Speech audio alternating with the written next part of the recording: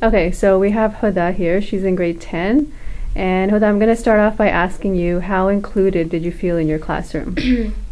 I actually felt pretty included, even though I just want to mention that the first public school I went to, I was actually one of the very few Muslims. We even had this sort of poster thing in the hallway, and it sort of categorized people, so by their religion and by their nationality. And I was one of the very few, and I was probably one of the, three girls that wore hijab.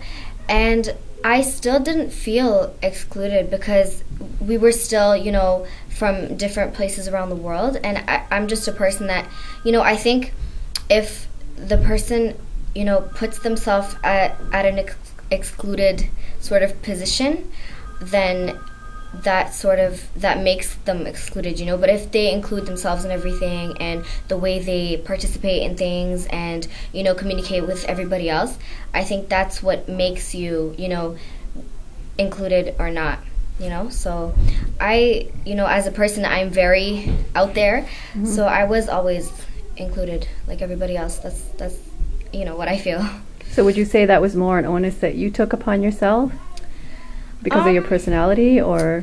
No, I think it's really both. But like I said, because there was so many different nationalities, even, especially in the middle school that I went to, it really wasn't exclusive. Everybody was just sort of bonding, and there was never, I rarely felt, discriminated, ever.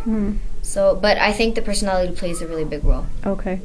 What about stereotypes or negative images of Muslims in general, but not so much in general, maybe just more in the classroom or school? Like, did you see those?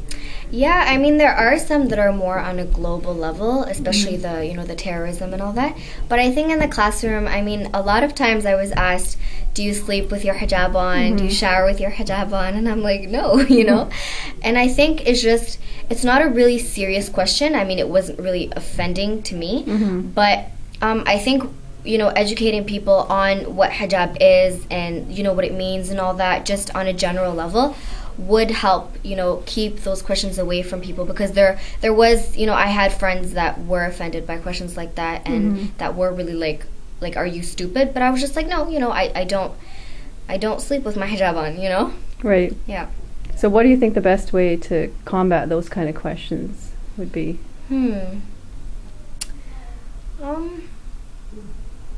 I think as a person, you should be more open to having, different friends. So if there's a person that's not Muslim and they have a Muslim friend, that way I think they will learn a little more about, how the Muslim person's religion works.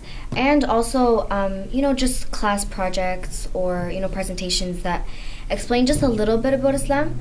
So it gives other people, the chance to think, oh, it's not a weird or that different of a religion, right? It's just, it has a little, difference in its rules, I guess. Right.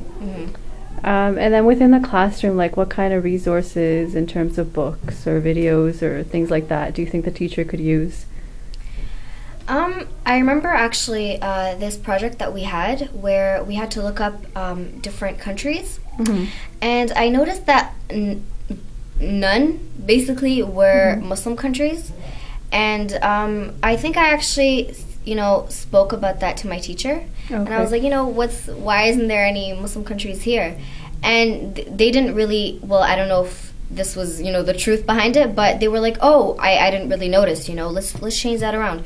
So even my teachers, I guess, were really, open people. So that wasn't really a problem, but projects definitely, because in high school there's a lot of, projects about different cultures and different, countries and stuff, and that definitely, if you put in Muslim countries, that will teach people and stuff like that.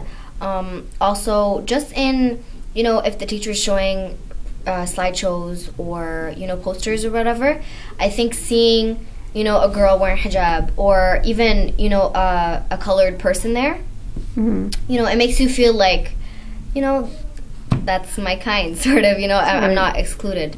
So, yeah, just things like that helps. So what about, like, in the textbooks and stuff? Do you see yourself reflected?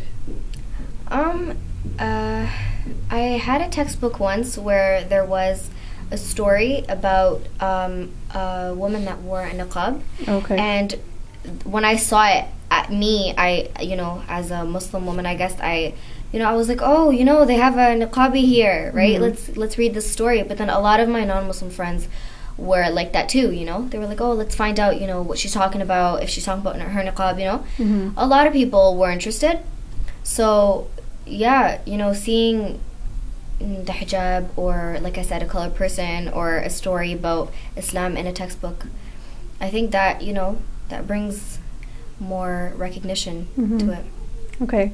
Now, if we move on to the school as a whole, we talked about the classroom and the teacher, but what about the school as a whole? What do you think they can do to help make sure that every student is included? Well, not all Muslims participate in the school dances because that's just sort of a not really, how do I say this? It's not something really recommended in our religion, I guess. So in my school, when there was a dance, there was a huge sort of movie party, I can say, where there was either a scary movie or a really funny movie, something that would really, like, you didn't have to say, oh, I watched the movie instead of the dance, feeling, really different. Because a lot of people that weren't Muslim went and watched that movie because it was just really interesting, and it wasn't that bad. So yeah, and if there was ever a problem, then the student can go talk to the higher authorities, like the principal or the and just tell them about what happened, and then the school, either through a presentation for the entire school or I don't know, just a talk or whatever, can sort of help with the students feeling a little less, discriminated. But like I said, in my high school, even the presentations that we had for the whole school, whether they were dances or songs or, just a regular presentation, they were always very, based on culture. We even had this thing where once a year, there would be a night where everybody comes in dressed up in their cultural clothes. And, they bring in their cultural food, and they have, a little poster about their culture or their religion, and that really it really made us feel included. Right. Yeah, that's really good. Now, in terms of your parents or just parents in general, how do you think parents can be more involved? Parents, I think the parents could be part of a committee that takes part in just seeing a Muslim parent part of a committee. Obviously they're going to get their opinions out based on what they think, and obviously Islam's going to be involved in all that. So that way the kids can be more involved, and that can cause more inclusion. Right. Yeah. And if there's just a problem, like I said, the student can go talk to the principal, or if not, the teachers. The parents. Sorry. So they just, they can talk to them, and obviously the school, I guess, has to change whatever's going on. Right. Yeah. Okay. And then, lastly, is there anything else that I didn't ask you about, or anything that you'd like to add? I think I'm just, really happy to see so many different cultures and religions in schools. So much that I don't really feel there's that much discrimination, or even just making somebody feel different. As soon as, even a new student, as soon as they come into the school, they don't even have to think about my religion's different. This might be weird. So I'm really glad for that. I mean, it's a really, really good thing, and it's a huge step in society, So you would say overall, like, schools are much more accommodating? Yeah, definitely. Okay. Thank you very much for that. No problem.